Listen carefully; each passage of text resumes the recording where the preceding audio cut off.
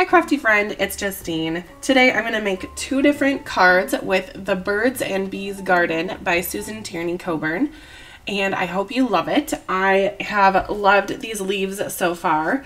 So let's just quick chat about what's in the collection. There's the Aster, Black-Eyed Susan, Pom-Pom Dahlia, and Ladybug, Autumn Foliage, which is what I'm using here, the Garden Parasol, which is like this, and then the embossing folder, which is the Basket of Sunflowers, and it is so pretty. I love this one. So I just wanted to just show you the parasol on comparison to an A2 size card, just in case you were curious. Here's what it looks like on an A2 size card flat. If you wanted to fold it or give it kind of a 3D look, you could definitely do that. And then it does come with like an umbrella handle style handle. So just so you can kind of visualize it, that's what it would kind of look like on an A2 size card. Personally, if I use this one, I would go 5x7 just because of the size. So there's that. And then here's a look at this really pretty embossing folder. It is a 3D embossing folder. It's kind of like a slimline size is what I would call it. I made this work for an A2 size card, so you'll see that in just a couple minutes, but 3D embossing folders are just my favorite. I know a lot of people say like, oh, I can't get it to work with my Platinum. If you look on the website and you look at the product guides for the Platinum, you will see how to use this. It's very simple. You basically use your D insert on top. So if you have any questions, let me know, but it's there on the website for you, and you got to use these 3D embossing folders because they're so good. The dimension is unbelievable. So anyway, let's just go ahead and move along to my autumn leaves card, which is the autumn foliage die set is what I used to make these. I die cut these all in white, and then I took my Copic markers and colored these as if they were leaves, and I just had a really peaceful time, which is really what I've been looking for recently because yeah, kindergarten has been kicking my butt. Just being really blunt. It's been so fun, but it is so much work, and I always forget in the summer how much it really is. And yeah, it's been so fun and wonderful.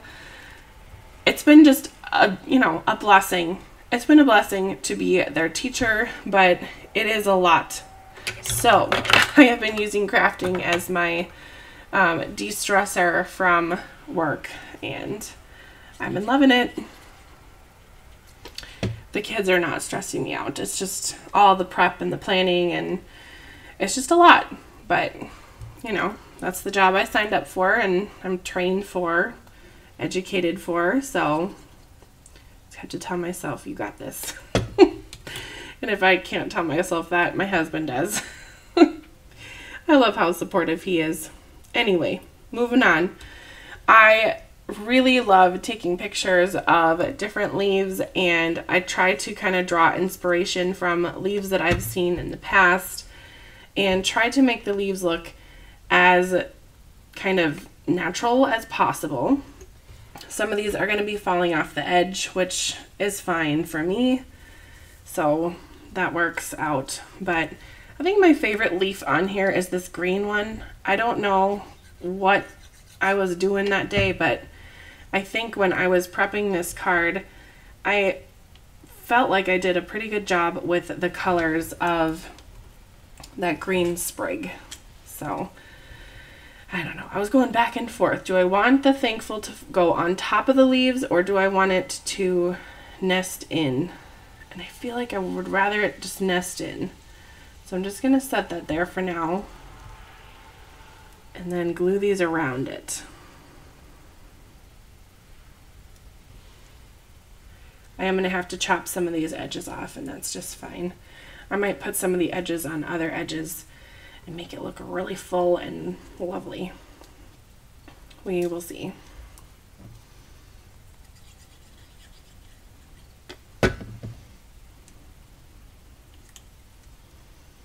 Let's see, other updates. Let's go with school, because I've got that on my brain. are learning their numbers and their letters right now. Some of them have really started doing really well with their reading. So that's been just amazing to watch them grow. I think that being a kindergarten teacher is like the best job in the world because of all the growth. They come in and some of them know some things and some of them know absolutely nothing, and they leave in May with all this knowledge and they bond together. It's so sweet watching them play games together and just kind of navigating, you know, how to get along with someone. And a lot of the things I see in my kindergarten classroom, I see with adults with, you know, communication, sharing, manners, etc. So I think sometimes we can take a lesson from kindergarten and just be nice to people, you know? Anyway, I'm really thankful for the teachers that we have at our school. They're fabulous and we have great families. So all around, it's been a joy. But I also love my days where I can just craft. So, you know, it's always kind of a back and forth for me. But that's okay.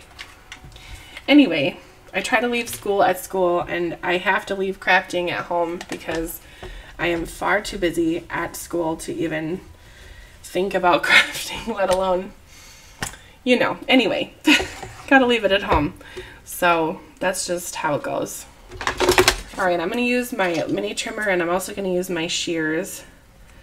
And I like to start this little chopping moment off with a straight side. So that's gonna be my guide side. I'm just gonna lift this up so we don't get too much glue all over the place.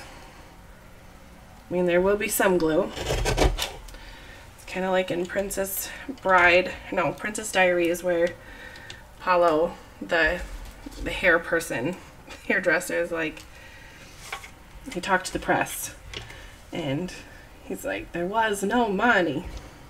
Paulo spits on money, is what he says. And then he's like, well, there was some money. Yeah. There's no glue, but there is glue. Trust me. It's getting sticky up in here. Okay. And last side. I'm hoping that some of these trims will be able to use around the card, but we'll see. So far my hope is with this big orange piece. These little brown pieces, I just don't know. We'll see. I will also just mention that the embossing folder I used on this card is from the Serenade of Autumn, which I went a little overboard.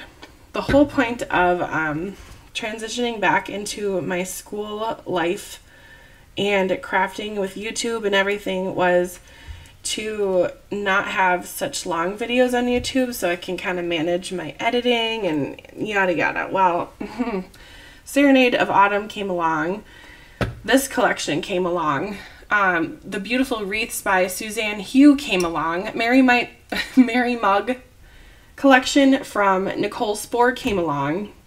And yeah, that plan went right out the window. So I'm just going to try my best to get it all done and get it all up here on YouTube for you, because I've made some really pretty things and I gotta show them to you because they're really cool. And if they were kind of boring collections, which doesn't really happen, but in my mind in the summer when I was making this plan of, okay, I'm gonna do less, it's gonna be fine, whatever, I thought maybe boring things would come out, but I don't know what I was thinking because that's not happening. So I don't know, does that make sense? I don't know. Okie dokie.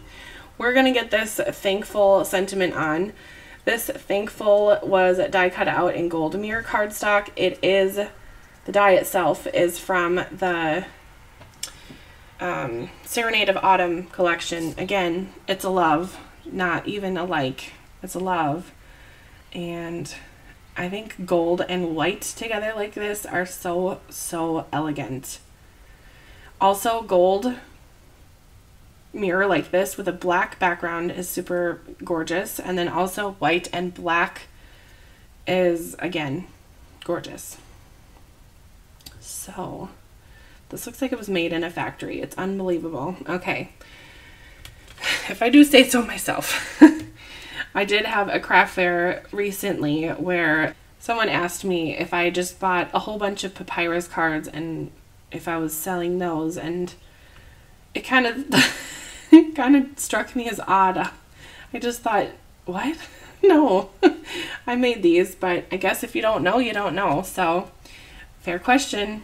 Anyway, I do think a lot of these handmade cards look like they're from papyrus or, you know, a higher end style greeting card because there's all this dimension and bling and texture. I get it, but I don't know. Also, the papyrus cards that I've gotten in the past or purchased before I started card making, they say handmade. I just don't know how that's even possible. So if you know anything about that, let me know in the comments because I'm generally curious. Generally curious and genuinely curious, I guess. All right, so we've got these gold blingy circles. I don't know, they're not really rhinestones, so we're not going to call them rhinestones, but they are left over from an older card kit, and I'm going to pop them on here. Kind of lean into the brown of it all. 3? Let's do 5. I don't know what that sound was, so. Yeah.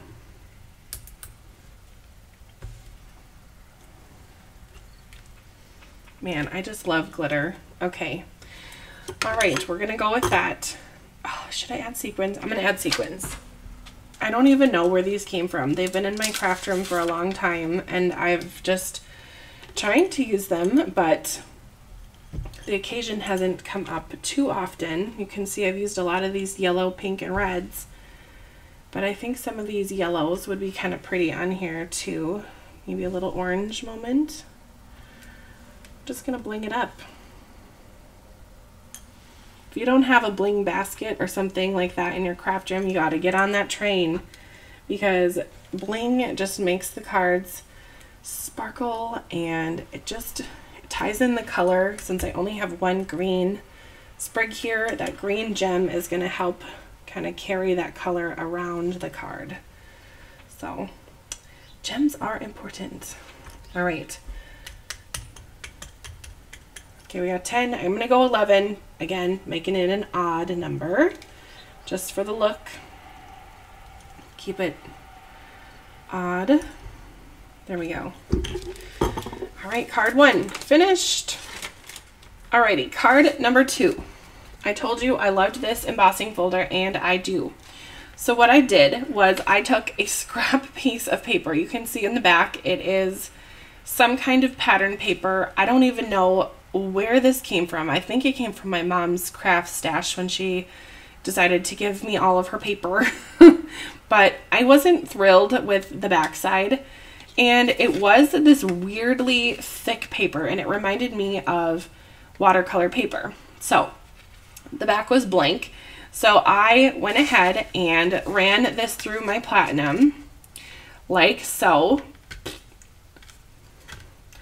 and then I took it out, added watercolor, and I don't know if I just have like weird watercolors or whatever, but it dried really kind of blah, and it wasn't very vibrant. So when it was dry, I took my Copic markers and added a little extra color to certain spots, and I like the way that it turned out. And then with the watercolor, it kind of made the paper be a little less of that 3D. So again, after the watercolor, after the Copic markers, again, I ran it through my platinum one more time to get that dimension back, and you guys, it is so much dimension. So now I'm going to add it onto this card right here, but I think I'm going to use liquid glue since there's kind of a lot of texture going on here and there's a lot of raised areas, and I don't want my tape runner to kind of push that down. That has happened to me a few times. You live and you learn though. All right, so let's see. We'll have that be the top. And then of course I did my layers. I have that brown paper, gold mirror, and then yellow. And I think the brown and the yellow paper are all from, I said Starbucks. Oh, coffee on the brain. Spellbinders. And I believe the yellow is something lemon. And I think the brown is sand dune, if I can remember correctly. I'm not good at remembering those names, but such is life. All right, I took one of the chipboard elements from the Serenade of Autumn collection, and I used some of the small foam squares from Spellbinders and popped them on the back here, just so my sentiment has a little dimension. And again, white and gold, super gorgeous and elegant. So we're gonna have this say thankful. It looks a lot like my other card there, but you know, we're gonna add liquid glue. Anyway, but that one was die cut and this is chipboard. You might ask, why, Justine, are you adding glue? Well, I am, because this paper, I don't know. It's a weird texture when I started off with it. And then I watercolored it and used Copic markers and ran it through with an embossing folder twice. So I think the surface is a little bumpy and kind of like chalky. So I don't want my sentiment to fall off. And I know that Barely Art liquid glue is going to keep it on. So such is life. Alrighty. Well, is this card done? No, it is not. I'm going to take my paint pen. I'm going to use this one since I trust it a little bit better. It's gold. Let's see if it's not blobbing yet. Yep. And I'm going to take a little bit of this and add it to the center of my sunflowers. And just kind of pounce. And this will give a little bit of a look. And I'm going to kind of twist my pen around so it's not just lines going one direction. The tip of this marker is kind of a chisel. Okay, that is way better than I even thought it would turn out. Looking good.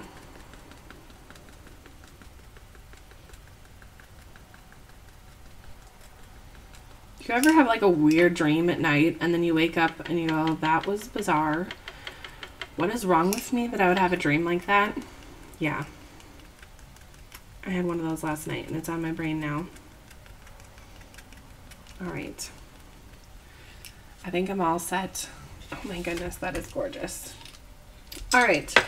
Well, I'm glad that I have the thankful sentiment on these because they were quite a lot of work to make these cards. A lot of thought and time went into coloring these elements, so they're going to go to some special people for sure. So anyway, I hope you've enjoyed today's video and definitely check out Susan Tierney-Cockburn's collection. It's the Birds and the Bees Garden. So there you have it. Thanks for watching all the way to the end, and come on back tomorrow for my Serenade of Autumn cards, which are just stunning, I think, anyway. We'll see you next time. Bye-bye.